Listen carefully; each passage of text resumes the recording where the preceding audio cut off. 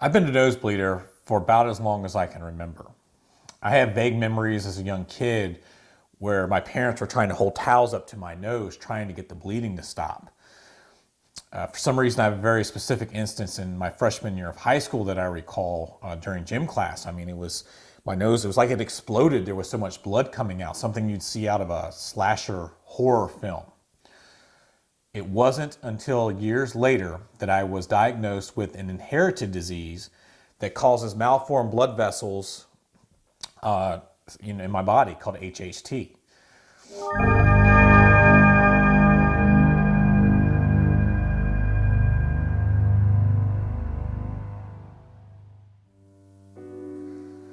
It's amazing the things in life that we'll suffer through.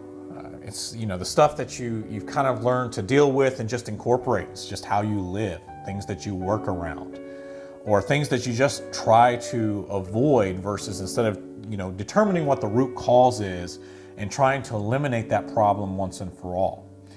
And I was no different with nosebleeds. It was just something that I just dealt with.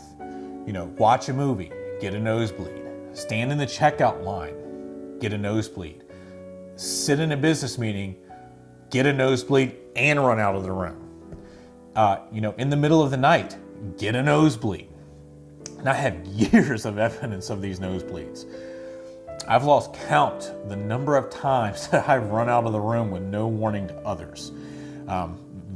Definitely will vouch that.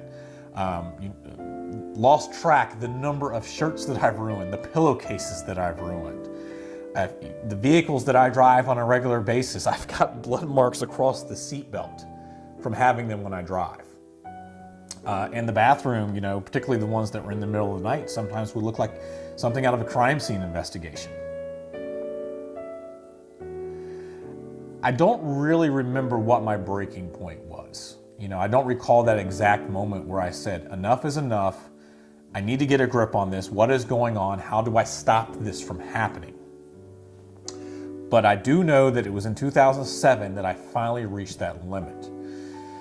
And it was good that I did, because it was going to get a lot scarier as I was going through the process of just trying to solve nosebleeds to find out I've got something else going on here.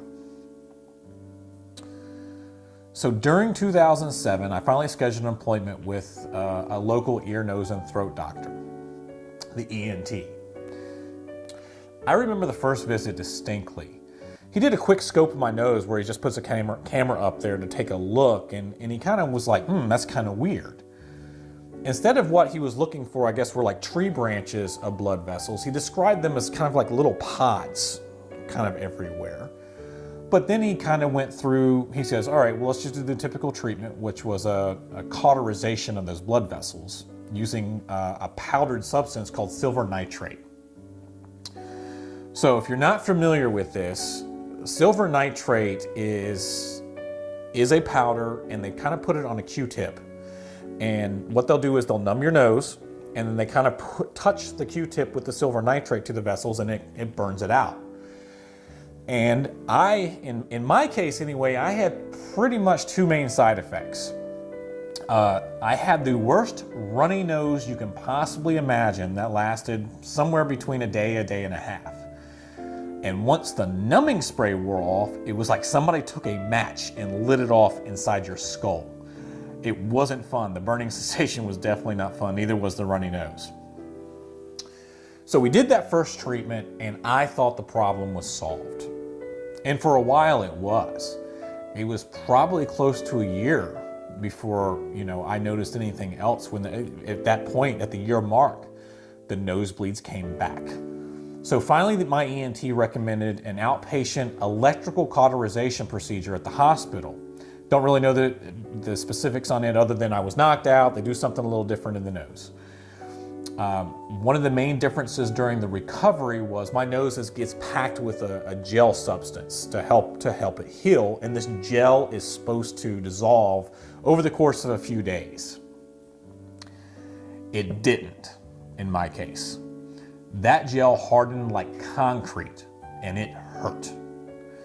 So I ended up getting an emergency follow-up with my ENT, who had to use the equivalent of medical needle nose pliers to pull this packed material out of each side of my nose. So at that point, he's really confused about what's going on, why the treatments aren't working. And he leaves me in the room for roughly an hour. You know, I'm sitting there kind of on fire, wondering what's going on. And he comes back into the room finally and he says, "Hey, you need to go set up an appointment at Johns Hopkins Hospital. I think you have this weird disease called HHT." So between all of the treatments from when I first initiated this back in 2007, we finally get to about 2011. So I've went nearly 4 years of kind of in and out with these silver nitrate treatments, trying to get the nosebleeds to stop. And during this time, in addition to the nosebleeds, I also wasn't my normal self. There were other things kind of popping up where friends of mine were starting to notice that I seemed out of breath doing mundane activities. You know, watching TV, I would sit and just kind of sweat. I remember going to a friend's birthday party at a bowling alley, and he looked at me and just was like, "Are you okay? You look like you've run a marathon." And all we were doing was bowling. And I was just wore out all of the time, you know, just out of breath nonstop. And those symptoms ended up being part of the HHT diagnosis. I had some problems in my lungs and I didn't know it. So dealing with the nosebleeds, dealing with out of breath, dealing with being, sweating in times where I shouldn't be sweating. But finally I get my appointments at Johns Hopkins early to mid 2011. It was at that point, as we were going through the test, that I understood, you know, the gravity of what I potentially could be facing as I was going through a very expansive list of tests. I had to get a brain MRI. I had to get a chest CT scan. I had to get a heart echo, EKG, blood work.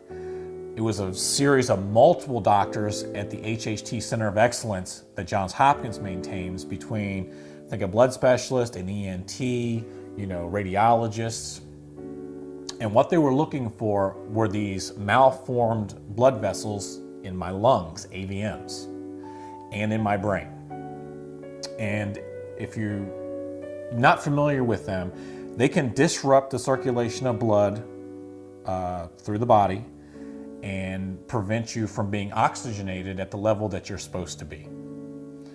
So in my case, I had abnormal structures of blood vessels in my lungs, and one in particular, I want to say it was down here, was filling up. It was a pool of blood, and it was causing my O2 saturation level to be in the 80s, and you should be in the high 90s. That was why I was out of breath all the time. It was why I was sweating like crazy, and unbeknownst to me at the time, I was at risk of having a stroke or having it burst, according to what they said. Because I mean, I wish I had that copy of that particular scan, because you could see it. So they scheduled the procedure to fix the AVM within a couple days of the diagnosis, and having all the tests come back and say, "Oh, you got to come in here. You need to get this treated now." And this procedure it's relatively simple from the patient perspective. It's pretty painless. A catheter goes up near the groin, and it's very similar to like getting an angioplasty, but the catheters go into your lungs. And I'll never forget, one of the things with this that I never forget is when you get done, you have to keep laying on your back for a few hours before you can get up. And when my O2 level went from those in the 80s back to the high 90s, man, I felt great. It was like getting a shot of adrenaline back, and because they had me walk paces around like the nurses station up and down the hallway for a while, and I'm like, let's go. I felt great. I do still have some spots that are too small to be treated. I just finished my May 2019 checkup, which was 3 to 4 years since my last one, and I will have to undergo the procedure again. One of the vessels in a part of my lungs is at the point, it's grew to the point that they want to go block it off. So I do have to go get that dealt with before the summer is out. I am fortunate that I am on the lesser end of the severity scale. There's a 10-point scale that they use for measuring nosebleeds, and I right now I'm roughly sitting between a 1 and a 2, which is much better than I was when I started. I have to take antibiotics before I go to the dentist. With this, because the blood can pull up in those little spots that they can't treat, you're more susceptible to a blood infection, and it's easier to prevent the infection than it is to treat it. At home, one of the things I've helped do to help lessen the nosebleeds, I'll never get them to ever stop, is we've installed a whole home humidifier to help with the dry air, in particular in the winter months. So that's really, from our old house to this house, the amount of nosebleeds I've gotten in the winter time when you've got that heat cranking and it's that dry heat and everything, static electricity and all that kind of stuff, has really, really, really diminished from some of the blowouts that I used to get. I still get them, but again, it's not the same level. And I'm going to be monitored with this for the rest of my life.